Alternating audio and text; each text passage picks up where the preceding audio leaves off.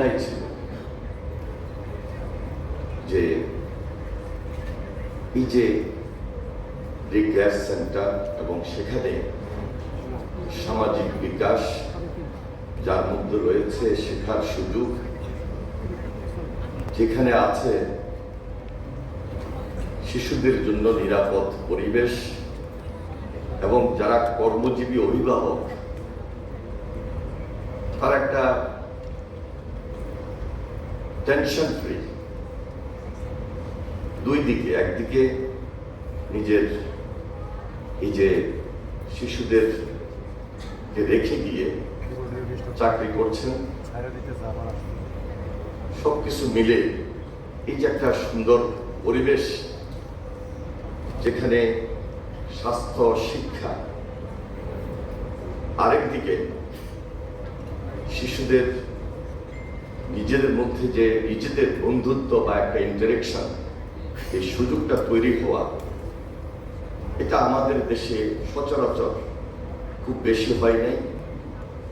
এখন পর্যন্ত 43টি সেন্টার থাকলেও আমাদের দেশের মানুষ প্রান্তিক লেভেলে অনেকেরই অজানা। মাননীয় প্রধানমন্ত্রী সাবেক দেশনেত্রী বেগম খালেদা জিয়া, তিনি তার জীবদ্দশায় দায়িত্বে থাকাকালীন যে চিন্তাটুকু করে এই ডে কেয়ার সেন্টারের প্রতি সে সময় থেকে বিভিন্ন প্রতিষ্ঠানে ডে কেয়ার সেন্টার অন্তর্ভুক্ত করেছিলেন। আমরা এই যুগে এসে তার যদি আরো বৃদ্ধি না করতে পারি, আমরা যদি সাধারণ প্রান্তিক লেভেল বলতে জেলা উপজেলা, সেটি সরকারি হোক বেসরকারি হোক, আমরা কিন্তু এটাকে অ্যাকোমোডেট করতে পারি এবং অ্যাড্রেস করতে পারি, তাহলে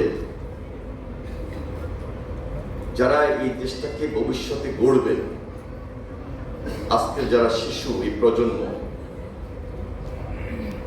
তাহলে নতুন বাংলাদেশ গড়ার যে আমাদের পরিকল্পনা ছিল বা পরিকল্পনা রয়েছে, সেই লক্ষ্যে আমরা পৌঁছতে সক্ষম হব। এই শিশুরাই দেশের ভবিষ্যৎ এবং তারাই নতুন বাংলাদেশ, তারাই এই দেশ। আমি আশা করছি আমাদের এই সরকার আমাদের অবস্থান থেকে যে বাজেটটির কথা আপনি বারবার বলার চেষ্টা করেছেন, এই বাজেট বরাদ্দ বৃদ্ধি পাবে এবং প্রত্যেকটা জেলায়, প্রত্যেকটা উপজেলায় আমরা যেন প্রান্তিক লেভেলে সবাইকে সচেতন করে রাখতে পারি এবং মেধার বিকাশ, সামাজিক বিকাশ, শেখার সুযোগটা শিশুদের মধ্যে করে দিতে পারি।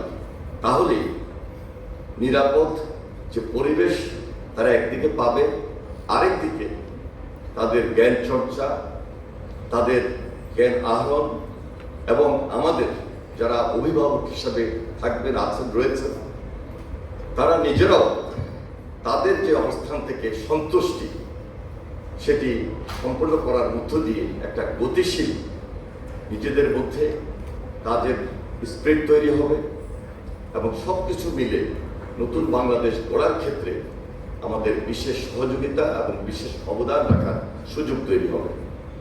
আমি আর বেশি বক্তব্য রাখছি না।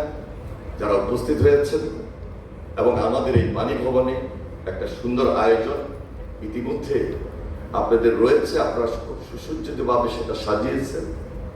সারা বাংলাদেশে যে যেখানে যে মন্ত্রণালয়ের মাধ্যমে আমরা এই সহযোগিতা পাব, আমি বিশেষ করে মহিলা এবং শিশু বিষয়ক মন্ত্রণালয়ের প্রতি উদাত্ত আহ্বান জানাবো যে আমরা সব জায়গায় এই ধরনের 43টির বাহিরেও আরো বেশি প্রকল্প হাতে নিয়ে সবার সহযোগিতা নেবেন।